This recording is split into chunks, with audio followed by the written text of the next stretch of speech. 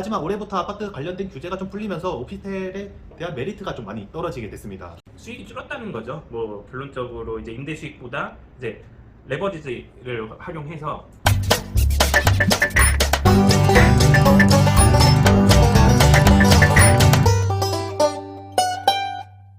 안녕하세요. 경제만렙 리서치 팀장 오대현입니다. 안녕하세요. 경제말렙 리서치연구원 황한솔입니다. 네, 오늘은 수익형 부동산의 꽃이라고 불렸던 오피스텔에 대해서 좀 황한솔 연구원이랑 좀 이야기를 나눠보고자 합니다. 제 주변에서도 오피스텔 투자를 좀 고민하고 있는 분들도 계시고 실제로 투자를 하신 분들도 많아서 좀 관심이 가는 주제 중 하나인데요. 네, 오피스텔 투자 같은 경우에는 이전에도 사실 인기가 많았죠. 네. 최근 몇 년간 아파트 대체제로 불리면서 오피스텔에 관심을 많이 받았는데요. 우선 오피스텔의 가장 큰 장점이 적은 자본금을 투자해서 정기적인 고적 수익을 낼 수 있다는 점에서 많은 사람들이 투자에 뛰어든 것으로 보입니다. 네, 매달 꼬박꼬박 월세 들어오는 그런 로망들 다들 있으실 겁니다. 저도 그런 로망이 좀 있는데 오피스텔 같은 경우는 그런 꿈을 실현시킬 수 있는 수단이라고 좀 볼 수 있겠네요. 네, 말씀 주신 대로 오피스텔은 일단 투자 진입 장벽이 아파트와 달리 많이 낮습니다. 일반적으로 아파트를 분양받을 때 이제 청약 통장이 필요한데 오피스텔 같은 경우에는 청약 통장이 필요 없고 만 19세 이상이면 누구나 청약을 받을 수 있습니다. 아무 조건 없이 만 19세만 넘으면 그냥 청약을 할 수 있다는 건가요? 네, 맞습니다. 네, 누구나 청약 받을 수 있고 아파트처럼 가점제로 추첨하는 것이 아니라 네. 오피스텔은 이제 100% 추첨제로 진행되다 보니까 일단 당첨되기도 아파트보다 훨씬 쉽고요. 그렇죠. 그리고 이제 전매 제한도 없고 대출 역시 아파트보다 훨씬 받기 쉽습니다. 그리고 아파트와 달리 오피스텔 보유하더라도 청약 통장에 지장이 없고 그리고 뭐 아시다시피 오피스텔에 그 분양 사무소 가보시면은 이제 아파트처럼 많이 달라지지 않았습니까? 네, 저도 오피스텔 분양 현장 많이 좀 돌아다녀 봤는데요. 최근 들어서 사실 아파트랑 다를 게 없을 정도로 상품성이 많이 좋아졌어요. 커뮤니티라든지 이런 것들도 많이 잘 갖춰져 있고요. 게다가 지금 말씀하신 것처럼 청약 통장도 없어도 된다고 하니까 당연히 인기가 많을 수밖에 없겠구나라는 생각을 했었는데 최근 들어서 좀 오피스텔 시장이 좀 많이 달라졌다고요? 네, 앞서 말씀드린 대로 오피스텔은 아파트의 대체제입니다. 이제 몇 년 전까지만 하더라도 모든 규제가 아파트에 집중됐었죠. 네. 뭐 청약부터 시작해서 대출, 세금 모두 아파트에 집중되다 보니까 상대적인 규제가 없는 오피스텔로 이제 몰리면서 유례없는 호황을 맞이했었는데요. 네. 하지만 올해부터 아파트 관련된 규제가 좀 풀리면서 오피스텔에 대한 메리트가 좀 많이 떨어지게 됐습니다. 네, 그렇군요. 결국 아파트의 규제로 인해서 오피스텔이 반사 효과를 봤었는데 반대로 이제 아파트 규제가 풀리면서 투자가 아파트로 다시 몰릴 수밖에 없는 그런 구조가 된 거네요.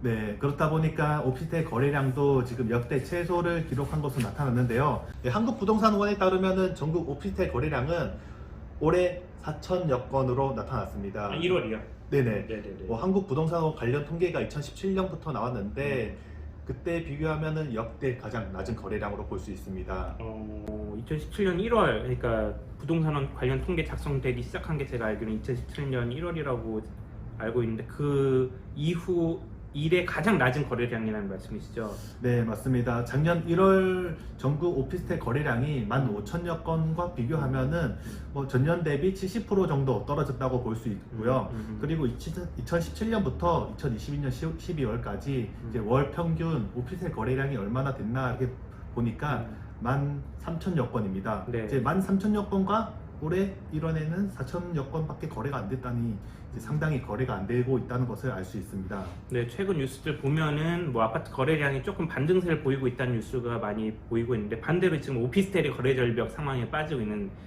걸로 좀 보여지는데 그렇다면 어느 지역이 가장 많이 빠졌을까요? 네, 전년 동월 대비 오피스텔 거래량이 가장 많이 하락한 곳은 인천으로 나타났습니다. 이제 작년 1월 같은 경우에는 인천에 3,500여 건 거래가 됐었는데 올해 1월에는 400여 건으로 전년 대비 88% 하락했습니다. 그리고 전북이 87%, 전남 85%, 대구 79%, 경기 73%, 서울 64% 등 전반적으로 오피스텔 거래량이 많이 내려왔습니다. 인천의 80% 정도의 거래량 이제 하락은 좀 엄청나게 좀 줄어들었네요. 거래량이 떨어진 거 보니까 오피스텔 가격에도 좀 분명히 영향을 끼칠 것 같은데요. 네, 말씀 주신 대로 거래량이 떨어지다 보니까 네. 이제 매매가, 전세가 모두 하락한 것으로 나타나는데요. 네. KB 부동산의 자료에 따르면요, 서울과 인천, 경기 모두 포함한 이제 수도권 오피스텔 매매가가 0.7% 하락했고 전세가도 1% 정도 하락한 것으로 나타났습니다. 이게 언제 기준이죠? 뭘 기준으로 한 거예요? 전년 대비 전년 전년 대비해서 대비 0.7%, 전세가는 1.1% 하락한 것으로 나타났습니다. 아파트와 마찬가지로 오피스텔도 좀 많이 빠지고 있는 추세네요. 네, 뭐 가격 하락세는 이제 뭐 실거래가로도 확인할 수 있는데요. 네. 이제 국토부 실거래가로 보면은 이제 경기도 하남시에 위치한 위례 GL 프루지오 전용 84 같은 경우에는 작년 1월에 13억에 거래됐는데 올해 1월에는 7억 8천으로 1년 동안 한 5억 정도 빠졌습니다. 13억에서 7억으로 엄청 빠지는 건데 인천도 상황 비슷한가요? 네, 인천의 경우에는 말씀드린 대로 거래가 좀 많이 없다 보니까 실제 사례가 많이 없긴 한데 뭐 그럼에도 인천 서구에 위치한 청라 린스트라우스 이제 전용 5구 같은 경우에는 작년 1월에 3억 5천에 거래됐다면은 올해 1월에는 2억 5천으로 1년 동안 1억 정도 내려왔습니다. 정말 지금 많이 빠지고 있는 추세 같은데 매매가도 빠졌으니까 전세가도 좀 빠졌겠네요. 네, 전세가도 많이 빠졌는데요. 인천 연수구에 위치한 랜드마크 시티 센트럴 더샵 전용 84 같은 경우에는 작년 1월에 전세가 이제 4억에 거래됐다면은 올해 1월에는 1억 8천으로 빠졌고요. 경기 수원에 위치한 더샵 광교 레이크 시티 전용 82도 작년 1월에는 7억 2천에 정도 거래가 됐더라면은 올해 1월에는 5억으로 전세 가격이 내려왔습니다. 진짜 전세 가격이 많이 빠지긴 했네요. 보면.